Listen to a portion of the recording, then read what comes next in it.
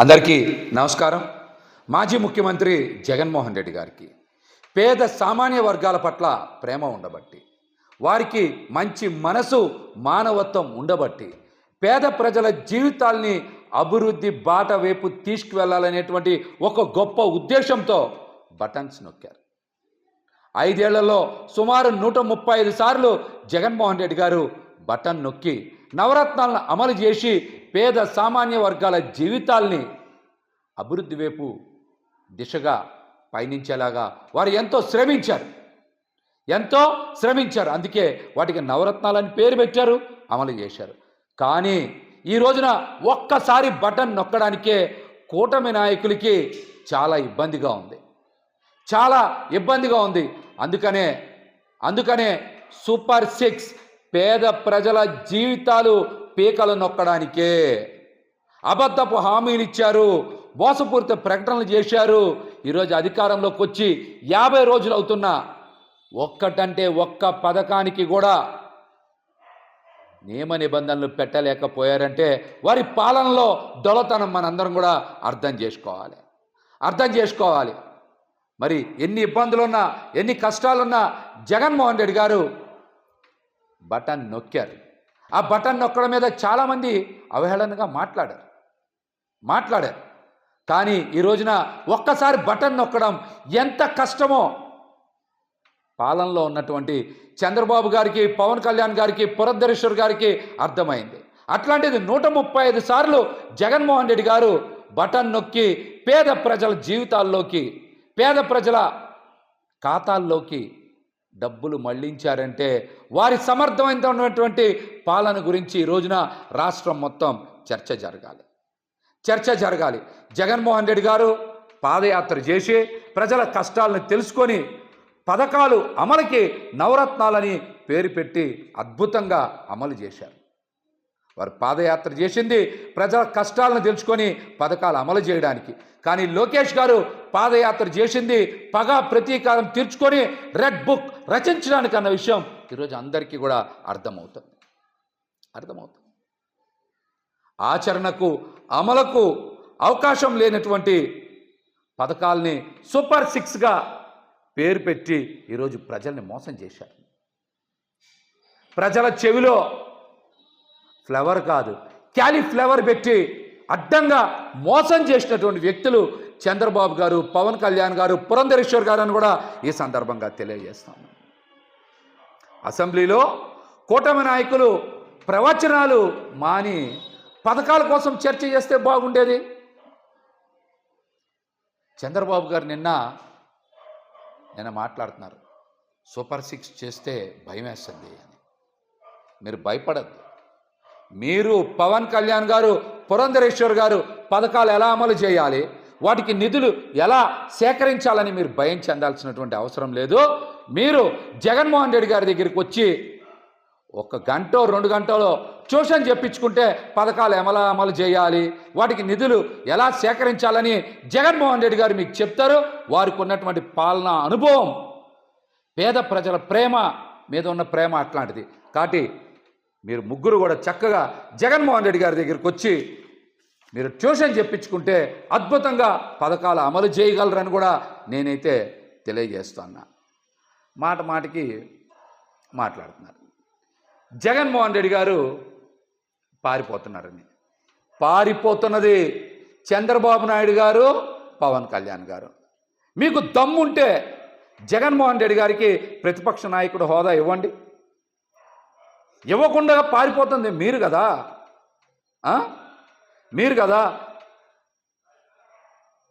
మీరు అసెంబ్లీలో ఈ 5 రోజులు విడుదల చేసినటువంటి అన్ని శ్వేతపత్రాల మీద జగన్మోహన్ రెడ్డి గారు నిన్న అద్భుతంగా గణాంకాలతో సహా చాలా చక్కగా ఫ్యాక్ట్ పేపర్ విడుదల చేశారు. అది ఏదన్నా తీసుకోండి, మీరు ఇసుక తీసుకోండి, మద్యం తీసుకోండి, గనులు తీసుకోండి, శాంతి భద్రతలు తీసుకోండి, పోలవరం తీసుకోండి, అప్పులు తీసుకోండి, అభివృద్ధి తీసుకోండి, ఇలా ఏ అంశం మీదైనా సరే జగన్మోహన్ రెడ్డి గారు సుదీర్ఘ వివరణ ఇచ్చారు గణాంకాలతో సహా. దమ్ముంటే కూటమి నాయకులు ఎవరైనా సరే మీరు విడుదల చేసినవి తప్పుడు పత్రాలు, శ్వేతపత్రాలు కాదు, ఫ్యాక్ట్ పేపర్స్ అన్ని నిన్న జగన్మోహన్ రెడ్డి గారు విడుదల చేశారు. దమ్ముంటే వాటి మీద ఎవరైనా సరే చర్చకు రావచ్చని కూడా తెలియజేస్తూ ఉన్నాం. కేంద్రంలో ఏమో ఎన్డీఏ కూటమి బడ్జెట్ ప్రవేశపెట్టింది, నిర్మలా సీతారామన్ గారు ప్రవేశపెట్టారు. మరి ఆంధ్రప్రదేశ్లో అసెంబ్లీలో మీరు ఎందుకు బడ్జెట్ ప్రవేశపెట్టలేకపోయారు? దీనికి సమాధానం చెప్పండి. జగన్మోహన్ రెడ్డి గారికి ప్రతిపక్ష నేత హోదా ఇస్తే ఇవన్నీ కూడా మిమ్మల్ని ప్రశ్నిస్తారు, ప్రజల ముందు మిమ్మల్ని దోషిగా నిలబెడతారని కావాలనే మీరు ప్రతిపక్ష నేత హోదా ఇవ్వకుండా అబద్ధపు ప్రచారాలు, మోసపూరిత ప్రచారాలు చేస్తూ ఉన్నారు. ఇవన్నీ కూడా ప్రజలు గమనిస్తూ ఉన్నారని కూడా ఈ సందర్భంగా మేమైతే తెలియజేస్తూ ఉన్నాం. జగన్మోహన్ రెడ్డి గారు ఢిల్లీ వెళ్లాల్సిన పరిస్థితి కల్పించింది చంద్రబాబు గారు, మీరు కాదా? ఈ రాష్ట్రంలో రెడ్ బుక్ రాజ్యాంగాన్ని అమలు చేస్తూ దాడులు, దౌర్జన్యాలు, మానభంగాలు ఇష్టానుసారం చేస్తూ ఉంటే ప్రజలకు శాంతి భద్రతలు కోరుకుంటా ఉన్నారు. వైసీపీ నాయకుల మీద, కార్యకర్తల మీద ఇష్టానుసారం దాడులు, దౌర్జన్యాలు, మర్డర్లు చేస్తూ ఉంటే అసెంబ్లీలో మీరు చెప్పే ప్రవచనాలు వినాలా? అందుకే ఢిల్లీ వెళ్ళి ధర్నా చేస్తేనే మీరు కూడా దిగొచ్చి అసెంబ్లీలో ఇక నుంచి రాజకీయ ప్రేరేపిత దౌర్జన్యాలు ఉండవు అని మాట్లాడు. ఇది కూడా నటన, వాస్తవం అనేది నిన్నటికే అర్థమైంది. నిన్న కూడా ఎక్కడ దాడులు, దౌర్జన్యాలు ఇవన్నీ ఆగాలి, ఖచ్చితంగా ఆగాలని జగన్మోహన్ రెడ్డి గారు డిమాండ్ చేశారు. మీరు ఆ తీరుగా పాలన చెయ్యాలి, లేకపోతే ప్రజా తిరుగుబాటు మీ మీద తప్పదని కూడా ఈ సందర్భంగా తెలియజేస్తున్నాం. ఒక్కటంటే ఒక్క పథకానికి కూడా మీరు విధి విధానాలు రూపొందించలేరా? యనమల రామకృష్ణుడు గారు, పయ్యావులు కేశవ్ గారు లాంటి సీనియర్ నాయకులు ఉన్నారు కదా, వారు ఒక్క పథకానికి కూడా నియమ నిబంధనలు సూచించలేరా? పనికిరారా వాళ్ళు? చెప్పండి, పనికిరారా?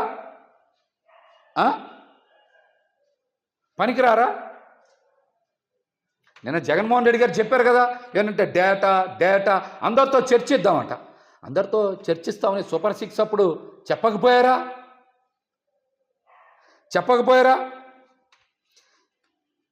ఇట్లాంటి అవాస్తవాలు, అబద్ధాలు నటించడం జగన్మోహన్ రెడ్డి గారికి రాకే నిన్న ఓటమి చెందారు. అధికారం కోసం మీరు ఎంత స్థాయికైనా దిగజారిపోతారని మరొకసారి రాష్ట్ర ప్రజలకి అర్థమైంది. జగన్మోహన్ రెడ్డి గారి మీద ఇష్టానుసారం మాట్లాడుతూ ఉన్నారు. మాట్లాడే ముందు ఒక్కసారి చంద్రబాబు నాయుడు గారు కూడా అనుభవం ఉన్నటువంటి వ్యక్తి, అవగాహన ఉన్నటువంటి వ్యక్తి, వారికి కూడా అన్ని విషయాల మీద కొంత అవగాహన ఉంటుందని నేనైతే అనుకుంటా ఉన్నాను. సచిన్ టెండూల్కర్, విరాట్ కోహ్లీ లాంటి గొప్ప క్రికెటర్స్ కూడా వారి కెరియర్స్లో ఎత్తుపాలాలు ఉన్నాయి. సెంచరీ కొట్టారు, హాఫ్ సెంచరీ కొట్టారు, సింగిల్ డిజిట్కి పరిమితమయ్యారు. కానీ తదుపరి వారి కెరియర్లో డబుల్ సెంచరీ కొట్టారు, ట్రిపుల్ సెంచరీలు కొట్టారు. రాబోయే రోజుల్లో జగన్మోహన్ రెడ్డి గారు కూడా ఖచ్చితంగా రాబోయే ఎన్నికల్లోనే డబుల్ సెంచరీ కొడతారు. రాబోయే ఎన్నికల్లో జగన్మోహన్ రెడ్డి గారు ఖచ్చితంగా డబుల్ సెంచరీ కొడతారు. ఇవన్నీ మీరు చూస్తారు. 40% ఓట్లు వచ్చినటువంటి జగన్మోహన్ రెడ్డి గారిని ప్రజలు గుండెల్లో పెట్టుకున్నారు.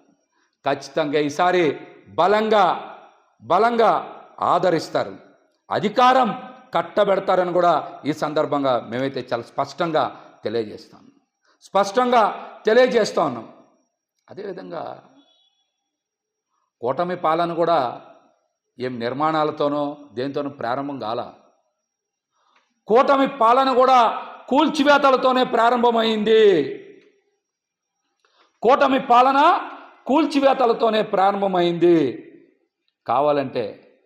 కావాలంటే ప్రజలందరూ ఒకసారి ఆలోచన చేయాలి. మీరు సచివాలయాలు కూల్చలేదా? శిలాఫలకాలు కూల్చలేదా? పార్టీ కార్యాలయాలు కూల్చలేదా?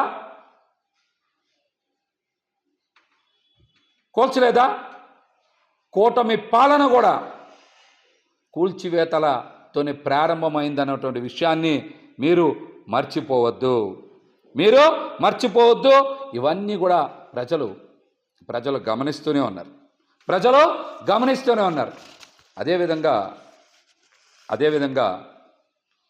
పవన్ కళ్యాణ్ గారు కూడా ఒకటి గుర్తుపెట్టుకోవాలి. గతంలో లాగా ప్రజలు మీ సామాజిక వర్గ వారు మిమ్మల్ని తీసుకోరు. మీ పనితీరే ఇక నుంచి ప్రామాణికమవుతాయి. అబద్ధాలు, మోసపూరిత ప్రకటనలు ఇవన్నీ కూడా ప్రజలకు అర్థమైపోతాయి. కాబట్టి ఇక నుంచి మీ పనితీరే కొలమానమన్న వాస్తవాన్ని మీరు గ్రహించాలి. మీ ఆవేశపూరిత ప్రసంగాలు, మీ అబద్ధాలు ఇవన్నీ ప్రజలు వినరు. ఖచ్చితంగా మీ పనితీరే కొలమానం అవుతుంది. పవన్ కళ్యాణ్ గారు పదే ఈ రాష్ట్రానికి అనుభవం ఉన్న వ్యక్తి కావాలి, అనుభవం ఉన్న వ్యక్తి పాలన చేస్తే బాగుంటుందని మాట్లాడారు. కానీ 40 సంవత్సరాల అనుభవం ఉన్నటువంటి వ్యక్తి బడ్జెట్ ఎందుకు ప్రవేశపెట్టలేకపోయారు? 40 సంవత్సరాల అనుభవం ఉన్నటువంటి చంద్రబాబు నాయుడు గారు ఒక పథకం ఎందుకు అమలు చేయలేకపోతూ ఉన్నారు? 40 సంవత్సరాల అనుభవం ఉన్నటువంటి వ్యక్తి చంద్రబాబు నాయుడు గారు సూపర్ 6 ముందుకెళ్ళట్లేదు అనేటువంటి భయం ఎందుకు వ్యక్తం చేస్తూ ఉన్నారు? అసెంబ్లీలోనే మాట్లాడారు, పక్కనే మీరు కూడా ఉన్నారు.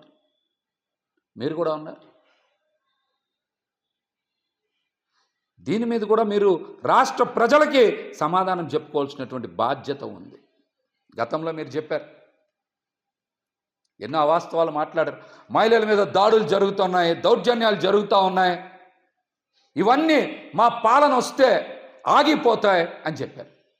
ఈ 50 రోజుల పాలనలో ఎంతమంది మహిళల మీద అఘాయిత్యాలు చేశారు, హత్యలు చేశారు, దాడులు చేశారు. ఒక్క మహిళ మీద జరిగిన దాడి మీదైనా మీరు కనీసం స్పందించారా? మేము అధికారంలోకి రావంగానే సుగాలి ప్రీతి కేసు టేకప్ చేస్తాం, మొట్టమొదటి కేసు అదే అని మరి మాట్లాడారు కదా. ఈ రోజున కర్నూలులో జరిగిన ఆ సంఘటన మీద మీరు ఎందుకు మాట్లాడట్లా?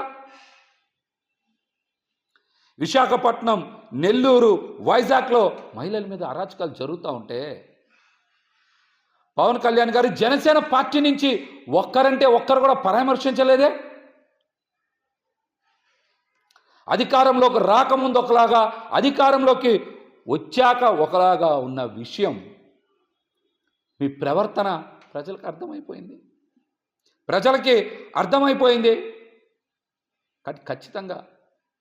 ఖచ్చితంగా మీ పనితీరే కొలమానమన్న వాస్తవాన్ని మీరు గ్రహించాలి.